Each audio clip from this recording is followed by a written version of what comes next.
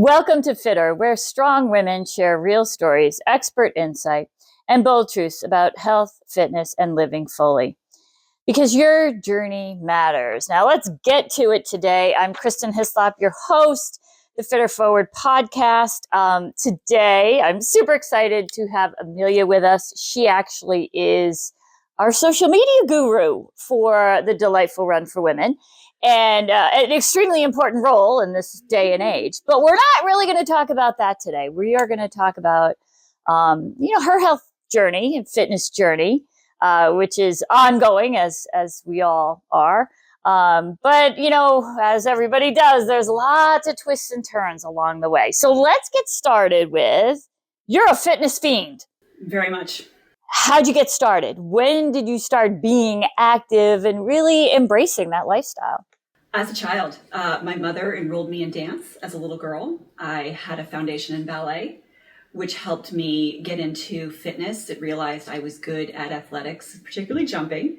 So at age 10, I translated my ballet dance into track and field. And I was just a great runner. I was really fast. I was an athlete for most of my life. I played field hockey, basketball, and track. I dwindled down to Division I track in college, but I only ran for about a year. So what stopped? Eating disorder. Okay. Yeah. And as we know, eating disorders or disordered eating affects so many women. So tell us about your experience and journey. So the track team at my first university had a real bad diet culture. The very first training, they weighed us all in and they announced our weights to the entire team. And that kind of set a tone. Mm-hmm. And for the first time, I became really insecure about my body, thought I was fat, even though I look back on this and I was not fat. And I'm open about this now because I'm a personal trainer as well as a self-defense instructor, but I brought trauma into my track career as well, mm-hmm. which is why I struggled. And I'm getting a little emotional right now, but I've known you for a while, so I feel like I can talk to you. So it's been quite a journey. A big reason I'm still into fitness is it feels so good to be strong. Yeah. I was a bodybuilder for about 5 years, and I gained a lot of strength then. And I'm not quite as strong as I was because I'm not trying to compete in bodybuilding. But I can just say that building muscle and being so strong and self-sufficient is one of the most empowering things women can do. Yes. And now we know in research and, perimenopause, menopause. And now the research says after the age of 30, we lose muscle mass. So it's so critically important for women to lift. And to lift heavy and to not. So let's talk about that for a second, because you are a personal trainer. How can we get more women lifting? And what does heavy mean? Heavy means out of your comfort zone. So when I see women in the gym, they pick up that 5 pounds and I'm like, you are not doing anything. Lifting heavy weights does not make you big. Yes. And I can't say that enough. What freaks a lot of women out, especially when they first start lifting a little bit heavier, the number on the scale changes because you're retaining water, because you're changing your system. Anytime we change our weights, our diet, our body retains water. It's just a natural reaction, but it does go away. And a lot of women, especially when I get a new client, I'm like, okay, I'm going to lift you pretty heavy these first 4 to 6 weeks to put some muscle on you. Stay off the scale because it's going to go up. Yeah. Most of them listen to me. Some of them don't, and that's okay. But especially my specialty now is as a woman over 40 who is dealing with symptoms of perimenopause, is helping other women in that realm. Mm-hmm. Women in their 40s and 50s, even prior to that, it is so important to lift weights, to get to the gym. And as some of our other participants have said, you've got to make the time. Women, we're so much about taking care of everyone else, but you can't give from an empty well. And some women don't like going to the gym, and I get that. And okay, we'll make the workout fun. Well, okay, I'll try. But what I have found is when the women I get, when they start to lift heavier, they're like, I have more energy. Mm-hmm. I can lift my grandson now with no problem, or my nephew, or I can pick up that 50-pound box and move it when my coworker can't. And I love being a trainer because I love seeing people progress and get stronger and feel more confident. A big thing I do for new clients, and this is both men and women, is I slowly bring them into the free weights section. People get very intimidated, but here's the thing. Everyone has their headphones on. Everyone's in their own world. Right. No one cares what you're doing. And I say that with love. And I tell them that. And so when I first meet somebody, I'll take them to the private training room, especially if they're shy. But after a while, I'm like, we're going to the free weights section and it's going to be fine. And after a couple times, they're like, oh, this isn't bad. Yeah. A big thing I like to train people for is to come into the gym and do it themselves. You know, if the bicep curl machine is taken, here are alternatives you can do with the dumbbells or a barbell. And there's different various ways to target certain muscle groups. And that too is so that I always tell people, seeing me once a week is not going to do much. I want to see you 2-3 times in this gym, not with me, right, but working out. Exactly. And to understand, like, there are various ways to do things. And the benefits of like dumbbells is it's really one side at a time, right? Instead of the machines where if you're right-handed, which most people are, yep, they're going to be stronger on the right, yep, side until you have an injury, yep, and that throws everything off. But, you know, to be able to really balance yourself out. And some women who are super petite can't fit in the machines. They're too small. Right. So I struggle with that too. Yeah, for sure. Yeah. And even range of motion, right? Like sometimes they're almost limiting in the range of motion instead of giving you a full range of motion. Going back to what you were saying about, and I know this for a fact, like I know I have a lot of friends, and I always say that, you know, the majority of women have disordered eating. So they might not have a clinical eating disorder, but they have disordered eating because of what ads were put in front of us, what we were told, the whole SnackWell deal, all that kind of stuff. So there are a lot of women who don't like the scale. And what do you think about like the new scales? Like I have that Hume scale, which gives you body fat, but it also gives you your muscle. So you can actually see the change in muscle for someone who has an eating disorder, because it never goes away, right? So is that something that is maybe a vehicle to better understand, like, gaining muscle? This is okay. That number is not as important as the composition and the fact that you are gaining strength. Yeah, I think these scales that are linked to our phone and that are Bluetooth connection usually that tells us body fat, visceral fat, metabolic age, all that stuff is very important. The number on the scale doesn't tell us much. And I think what's so nice, what I've seen in the last 10 years, is there's so much more information that is coming out about that. And that it's not about losing the weight. It's not about the number on the scale. It's about, one, how do your clothes fit? How are you feeling? Mm-hmm. If you feel tired and lethargic and the number on the scale is going down, let's talk about that. If the number on the scale isn't budgeting, but you feel great, that's wonderful. Right. And I think, looking back on some of these commercials, as I said, I'm a millennial. The 90s and early 2000s were so bad about that one commercial, the yogurt, eeny, weeny, teeny, bitty, little yellow bikini. Yeah. And she's trying to eat the yogurt to lose this weight. Well, she probably looked beautiful in that bikini before she lost the weight. Right. And just a lot of diet culture and all that. And, I got swept up in it, especially in the 90s. And, every magazine. Every magazine. That's what it was all about. Yeah. Early 2000s. And then saying things like, fat's bad. Yep. Right. So it's that whole SnackWell culture concept, right? Well, no, now we know we need fat. We need protein. Now we're saying, carbs are bad. No, carbs are fine. Athletes especially need carbs. And guess what else? Now, 2026, the year of fiber, right? Because now that's what's new. Everybody's going to start talking about is the need for fiber because people don't get enough fiber. That's true. And what's happening is younger people are getting colon cancer. Yeah. Because they're eating processed foods and they're not getting enough fiber. And they're not drinking enough water. And so I have a history of colon cancer in my family. I'm fine. I did get a colonoscopy at age 40 because they were worried. I was fine, but there is a history of that. But I also take really good care of myself.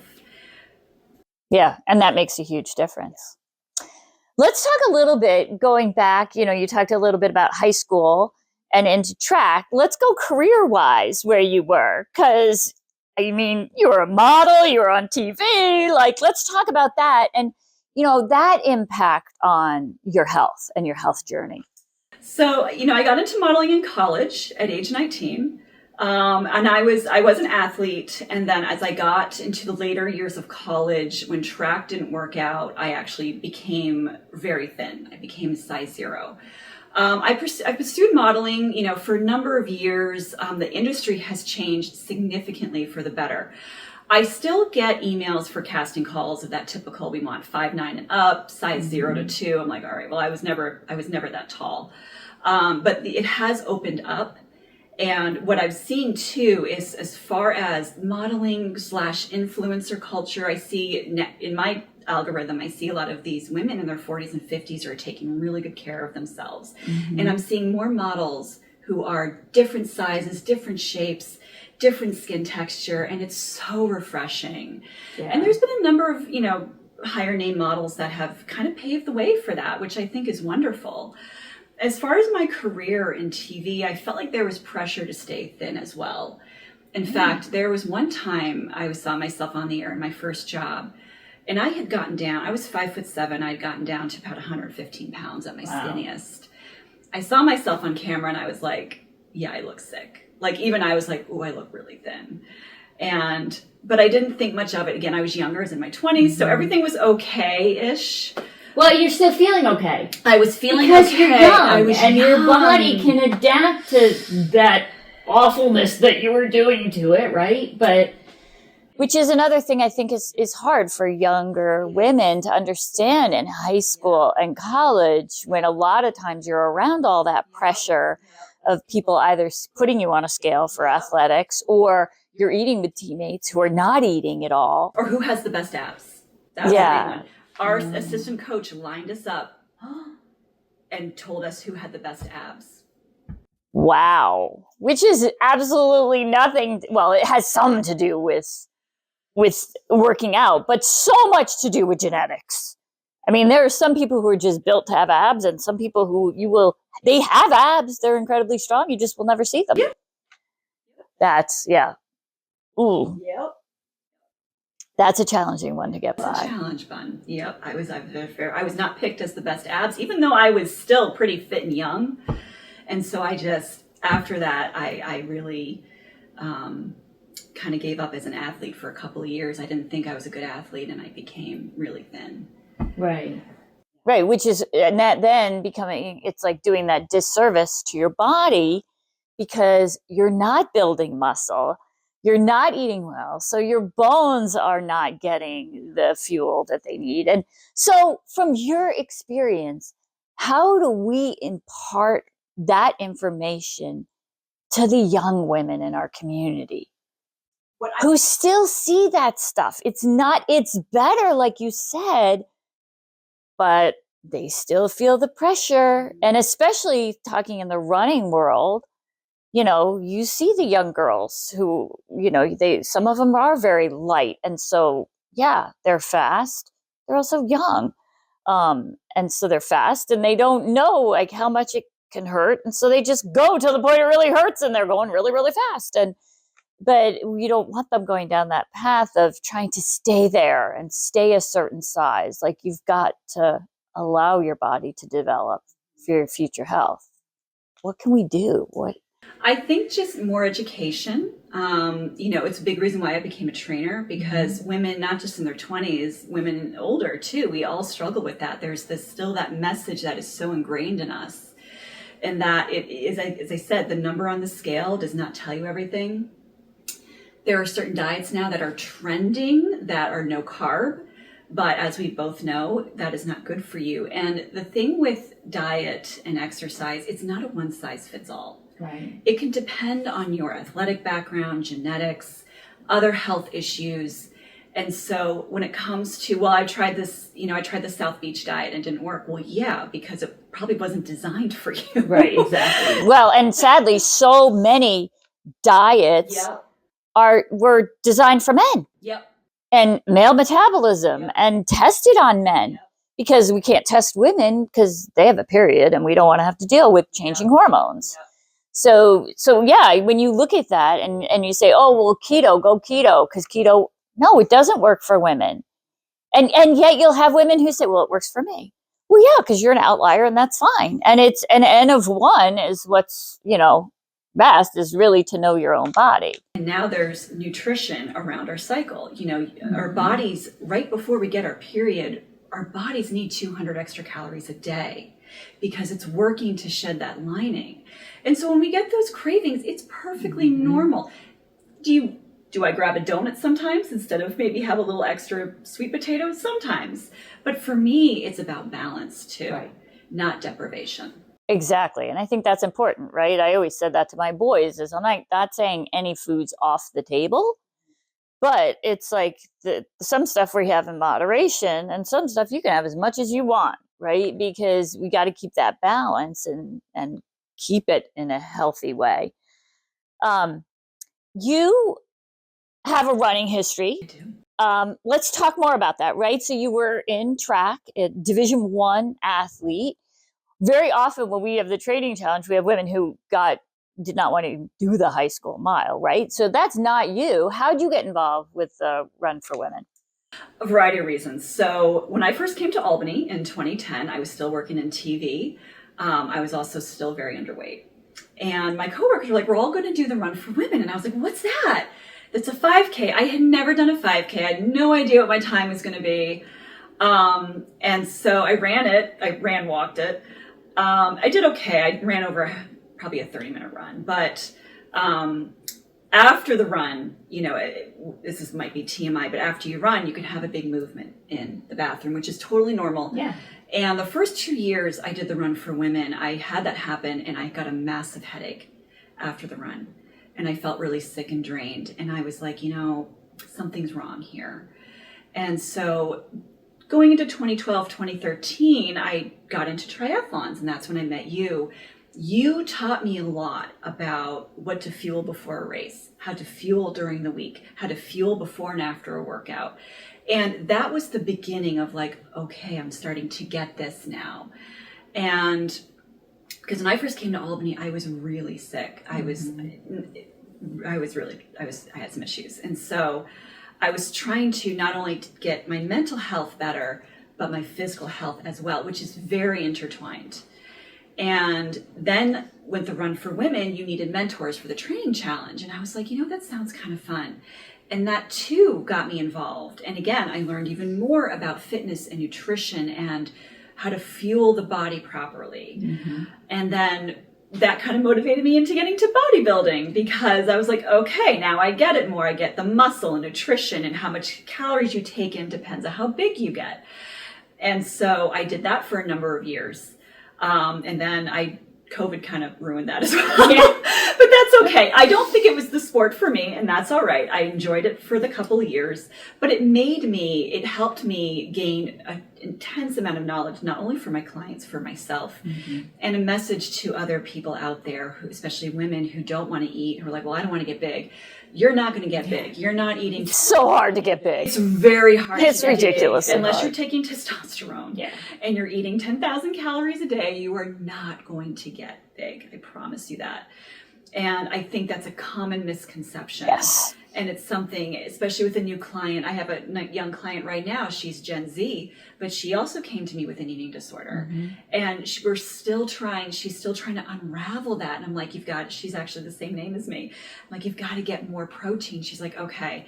So I'm trying to get her to get more protein because she still wasn't quite eating enough. And I could tell she wasn't eating enough because she still had a little bit of a higher body fat. And I know this just because I've been a personal trainer for 10 years. I can tell who has a high body fat, who's lean. And she had gained a lot of strength with me, but I could still tell there was a higher body fat. And when we did her body composition, I was like, now it's time to up the diet. You know better, you know what to do now. And she's like, I do. But she still has to force herself. Right. She still has to and for years, it took me years to be like, I'm really not hungry right now, but I know I need the protein. And there's times where I still want to skip a meal. It's so ingrained. It's a lifelong battle. It is. And so it's it's so frustrating because it's like I feel like a little bit now with the GLPs ones, it's there, that's an opportunity for people who really struggle, right? And to get better control over blood sugar, all those things. But then if it puts us back to, oh, I just want to look thin, I just want to be thin, like that's not that good place, right? So how do we manage that in your view? Problem with American culture, we want that quick fix. Yes, so true. Now that there's a weight loss drug, everyone's going for this weight loss drug. The problem is you're losing, but it's called the Ozempic face, where they're like, they look all sunken in, and it doesn't change your habits. It's like, okay, I don't eat as much, but when that person who used to be overweight is hungry, they grab potato chips. They're not grabbing a healthy grilled chicken salad with all the veggies and balsamic vinaigrette dressing. You know, they're grabbing the potato chips. And so that's a concern too, is that we're taking all these weight loss drugs. And yes, okay, I'm glad people maybe are getting to a healthier weight, but it's not changing our habits, because there's a $1 billion industry that is created with all these supplements and fat loss supplements, and none of them work. Right. None of them work.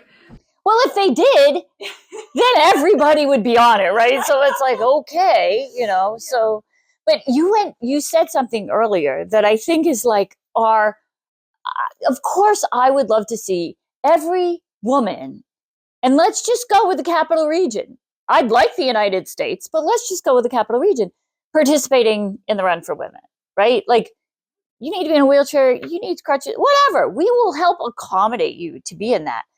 But one thing that you said was, as you got more into that, you learned how your body really felt. So if we can get more women participating and doing it and doing the training, they'll start to understand their own body better. And, the older you get, the more you learn, right? So I've even got 20 years on you. And it's just absolutely amazing to me now how much more we know. And then the older you get, the more you look like, ooh, I want to be in a better place as I age.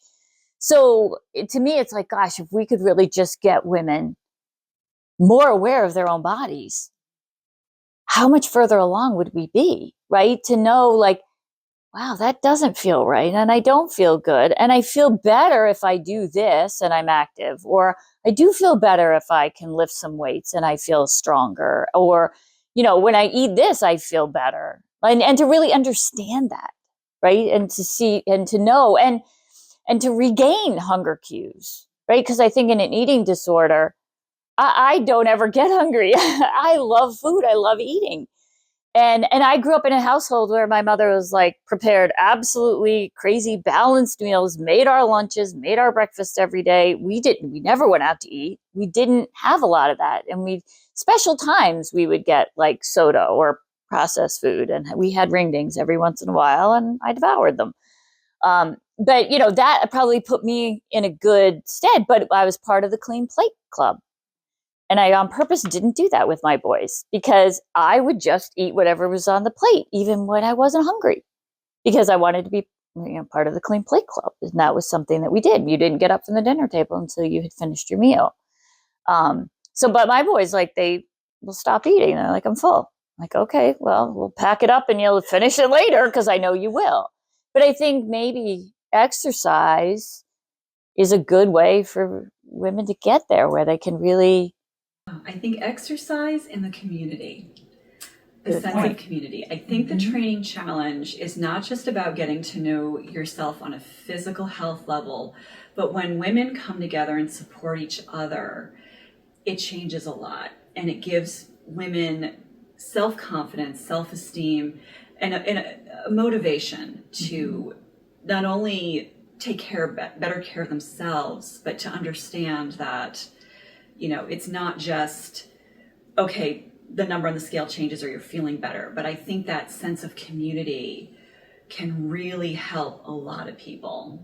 I agree. And I know for a fact that very often we hear stories and people will be out on their workout, whether it's they're walking with the walking group or they're doing the, run group, and they're progressing in their time, and they come back and they're like, oh, I learned this about so-and-so, and they share this experience. And I didn't know that I could do X, or I didn't know something was available because they just shared, and so that community is critical. And that was a big part of my recovery, was gaining better relationships, having more quality relationships. And as we get older, I think we see quality over quantity. Yes. I look back in my 20s, I had all kinds of friends, and they weren't bad, but as I've gotten older, it's quality over quantity. Mm-hmm. And I think too, it's helped me, gain an understanding of who I am and my boundaries as well, which is a huge part of my mental and physical health. So what are your current goals? Like, what are you striving to do now? And that could be business or fitness, or, because you got your hands in a lot of different places. And so balancing all that is challenging, is very right? challenging. So running the business, the modeling career, and my training career. So I would say the business is top tier. Personal training is second, modeling is third. So what I enjoy doing is, I would say, as a woman who now is dealing with perimenopause, managing that and taking care of myself has become priority. And in the last year, I've actually lost almost 20 pounds, believe it or not. Yeah, healthy, because I was struggling with some weight loss as I got older, and I was able to actually work with a trainer, a woman who first helped me when I came to Albany, and I made some changes to my diet, added some other supplements, and I feel a lot better. Because not only was it physical, but my anxiety was getting bad. Waking up at 2 and 3 a.m. for no reason. And worrying about things that you're like, why would I worry about this? I have no control over it. I cannot manage this. And even from 6 years ago, there's a difference in my body. And so I've taken what I've learned for myself and taken it to my clients.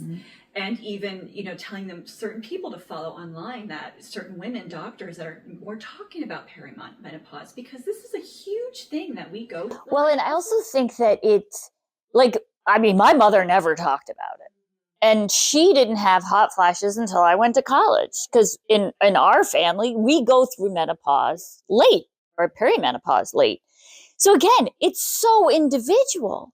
There are some women that are starting in their 30s. There are some women who are forced into it, right? Because of whatever, a hysterectomy or whatever. But it is so individual. So it's such a blessing now that there are resources out there and that people are talking about it. But as you said, like everything, it's such an individual journey too. So again, having that community, and that's part of what we're trying to do with this, right? Is get information out there, that there is information, that you're not alone, that if you have questions, ask. We'll get somebody on the podcast to talk about it. Because I think that's how we can all make this transition that's perfectly natural. And you see so many women, and I think you're going to be a perfect example of this, because you're understanding what your body's going through, and you're not fighting it, but you're embracing and saying, okay, but I want to make it better. Like, you're going to hit that point where you always hear like women in their 60s, they're like totally in control of their lives. They're happier than they've ever been. Like all this stuff. It's like, because you're kind of through like the changes, and it's like, okay, now I'm in control.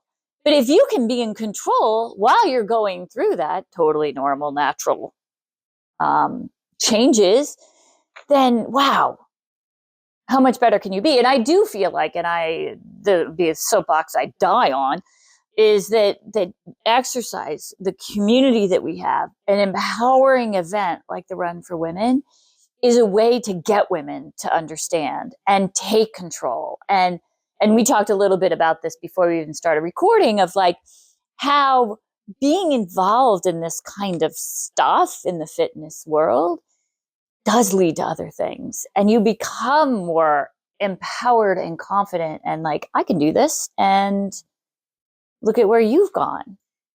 It's helped me. The confidence I gained working with you over the years, getting to know myself better, has made me a better entrepreneur. And, I tried entrepreneurship many years ago when I was still struggling. and I wasn't ready. Then I was. And I will say the work I've done with the Run for Women and you, Kristen, has been a big part of that, which is why I wanted to be on this podcast as well.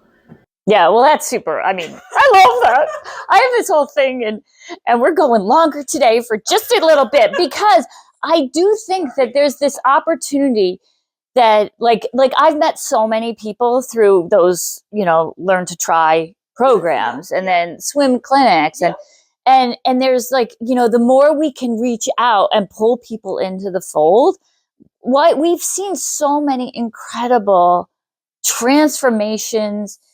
Just even women feeling more confident and saying, you know what, I'm going to go do this. I'm going to go start something. Like Jen Gish, who was not a runner and kind of got roped into the training challenge that first year, but then went on to run a marathon, then went on to start STEM, Strong Through Every Mile, which benefits victims of domestic violence and gets them to the finish line of their first 5K. And then you see stories coming out of those women and the things that they've been able to do. So it's so powerful. And if we can just keep spreading that message to get women involved and jump in with us and see what they can do, right? And just embrace it a little bit more. That's super cool. Okay, so we have our little final kick, last bit, which is your favorite post-run, post-workout snack. Chocolate. Okay. I'm a chocolate girl. Yeah, I'm with you, 110%. And now, are you dark chocolate, milk chocolate? It depends on the mood. Okay. Yeah, dark chocolate's a little bit better for you. It is, I know. Something I like to do is take dark chocolate and dip it in peanut butter. Grating peanut butter is so good. I agree. Salivating. I know. So good. It is so good. And then you get some good fat. Yeah. Right? You get a little bit of protein. A little bit of protein. Yeah. And then chocolate's good for you. The sugar, what I tell people, it's okay to have a smoothie or a little bit of sugar after your workout. The glucose helps replenish the muscle. Yes. And I tell people that if you're going to have a little something, have it right after your workout because it's going to help replenish. 100%. Yes, exactly. And I used to do metabolic testing. So I would do, and I've also worn a glucose monitor. So I can tell you that I always thought like my ice cream and my chocolate obsession were so bad for me. But typically I put peanut butter in my ice cream, but I also put peanut butter with my chocolate. And because of adding a little bit of protein, your blood sugar doesn't spike. So it's actually good. And now we know from people wearing more of the glucose monitors that when you exercise or you move after you eat, that also flattens your blood sugar so that you don't have the crazy spikes. So, hey, I'm all in with you on that one. Favorite way to recover? Netflix. Okay. Just lounging. Yeah. I think sitting on a couch, watching my favorite TV series, cuddling with my cat, best recovery. Well, a cat is I think that's more than Netflix. I would say the cat, right? And yes, we're cat people around here. But yeah, and that's something too, right? It's proven with animals, like that, just from a mental health standpoint. And it's so interesting too, because again, you have cat, that they know when something's up. Cats are very intuitive. Yes. And I have to be careful if I ever get stressed or anxious because my cats will respond. Yes. And so they help remind me to stay calm, Yeah, no, that's awesome. All right, so your favorite way to recover is not Netflix anymore. It's just having the cat. And maybe a new cat soon. We won't go there yet. Favorite workout or place to work out? I'm a gym rat. Yeah. Lift those weights, get me to the gym, pumping iron. I love it. I love going heavy on the weights. It's the best. And women who are afraid, like you do a great job, right? So you'll bring them in and put them on the machines maybe to start, get them comfortable. What about the people who are just like, I don't even know where to go to start. I don't even what's some advice? What I tell people is, especially a new client, I always say to them, look, I'm going to teach you things that you can use for the rest of your life. So luckily at the gym I work out, there is a private room that we bring our clients. And that's a good way to start because a lot of people are so self-conscious. And I'm like, look, let's just take 2 dumbbells. Let's do some dumbbell curls. That's all we're going to do today. Some basic squats, just basic moves. Because some people are just completely overwhelmed. And so when it comes to diet too, when I first meet somebody, I'm like, all I want you to do right now is drink more water. Just drink more water. The next week, okay, now I want you to think protein. How much protein are you getting in your breakfast and your lunch and all that? I love that. You chunk it. It's so much easier for people to follow. No, and then it becomes overwhelming. And then it's like, well, I can't do that because you're asking me to do 12 things at once and I just can't. And so how can people get in touch with you? So if somebody wants to work out with you and you have them as their trainer, how do they get in touch with you? Right now I'm at Vent Fitness in Guilderland. I do have my Instagram. I have both Amelia Waters as well as Dual Strength Strategies. I have my website. And I am on Facebook as well, just as myself. Yeah. Awesome. Perfect. Well, we could talk a lot more. And I think that's something that we want to do with this podcast, because Amelia is the one that gets us out everywhere. And so if you have questions or things that you want us to discuss or delve more into, like the topics that we covered today, we want to hear about it, because that's one of the goals with this is we've got a lot of expertise in the area. And if we have to reach outside the area to get more, we can. But we're here to help educate everybody in our community. And as our community grows, we'll do more. So thank you so much for joining us today. And what you do next matters most. Let's all get fitter.